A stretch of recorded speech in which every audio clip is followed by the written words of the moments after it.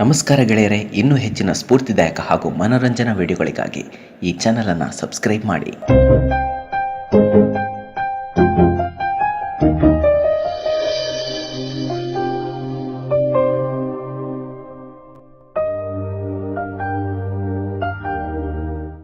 ಅರ್ಥವಾಗದ ಮನಸ್ಸುಗಳಿಗೆ ಎಲ್ಲರೂ ಮೋಸಗಾರರಂತೆ ಕಾಣುತ್ತಾರೆ. ಅರ್ಥ ಮಾಡಿಕೊಳ್ಳುವ ಮನಸ್ಸುಗಳಿಗೆ ಪುಟ್ಟ ಮಕ್ಕಳು ಜ್ಞಾನಿಗಳಂತೆ ಕಾಣುತ್ತಾರೆ. ಎಲ್ಲರ ಹೃದಯದಲ್ಲಿ ಪ್ರೀತಿ ಹುಡುಕಿದರೆ ಎಲ್ಲರೂ ನಮ್ಮವರಾಗಿಯೇ ಕಾಣುತ್ತಾರೆ. ಈ ಜಗತ್ನಲ್ಲಿ ಒಂದಷ್ಟು ಜನರಿಗೆ ನಿರ್ದಿಷ್ಟ ವಿಳಾಸ ಇಲ್ಲ. ಅವರ ಯೋಗಕ್ಷೇಮಗಳನ್ನ ವಿಚಾರಿಸುವವರೂ ಇಲ್ಲ. ಇಲ್ಲಗಳ ನಡುವೆ ಸಂಚಾರಿ ಜೀವನ ನಡೆಸುತ್ತಾ ಎಲ್ಲ ಇರುವವರಿಗಿಂತ ನೆಮ್ಮದಿಯಾಗಿ ಬದುಕುತ್ತಾರೆ. ಈ ಸಮಯ ಅನ್ನೋದೇ ಹಾಗೆ. ಕೆಲವೊಂದು ಸಲ ಒಳ್ಳೆಯವರಿಂದ ತಪ್ಪು ಮಾಡಿಸುತ್ತೆ, ಕೆಲವು ಸಲ ಕೆಟ್ಟವರಿಂದ ಒಳ್ಳೆಯದನ್ನ ಮಾಡಿಸುತ್ತೆ.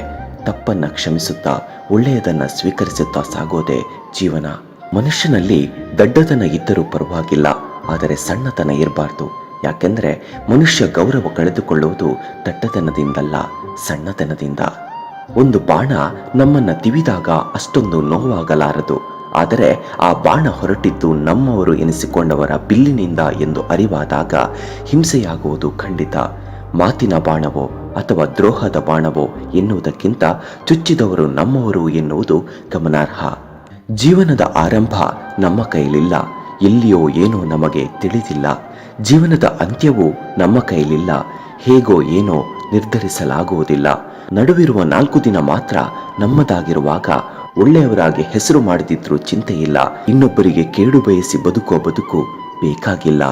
ಕೊಂಬೆಯ ಮೇಲೆ ಕುಳಿತ ಹಕ್ಕಿಯು ಮರ ಜೋರಾಗಿ ಅಲುಗಾಡಿದರೂ ಹೆದರುವುದಿಲ್ಲ, ಏಕೆಂದರೆ ಆ ಹಕ್ಕಿ ಕೊಂಬೆಗಿಂತ ಹೆಚ್ಚಿನ ವಿಶ್ವಾಸ ತನ್ನ ರೆಕ್ಕೆ ಮೇಲೆ ಇರುತ್ತದೆ. ಯಾವತ್ತೂ ನಮ್ಮ ಸಾಮರ್ಥ್ಯದ ಮೇಲೆ ನಂಬಿಕೆ ಇರಲಿ. ಸೋತ ಜಾಗದಲ್ಲೇ ಗೆಲ್ಲಬೇಕು, ತಿರಸ್ಕರಿಸಿದವರಿಂದಲೇ ಪುರಸ್ಕರಿಸಿಕೊಳ್ಳಬೇಕು. ನಮ್ಮ ಪಾಲಿಗೆ ಪ್ರತಿದಿನವೂ ಹೊಸತೆ. ದಿನ ಬೆಳಗಾದರೆ ಇದು ನಮ್ಮ ಬದಲಾವಣೆಗೆ ಸಿಕ್ಕಿರುವ ಅತ್ಯುತ್ತಮ ದಿನವೆಂದು ಭಾವಿಸೋಣ. ಅದಕ್ಕೆ ತಕ್ಕಂತೆ ಜೀವನ ರೂಪಿಸಿಕೊಂಡು ಯಶಸ್ಸನ್ನ ಪಡೆಯೋಣ. ಪ್ರತಿದಿನವೂ ಖುಷಿ ಖುಷಿಯಿಂದಲೇ ಬದುಕೋಣ. ನಿನ್ನೆಯ ದಿನ ಇತಿಹಾಸ ಬರೆದರೆ ನಾಳೆಯ ದಿನ ಭವಿಷ್ಯ ಬರೆಯಬಹುದು.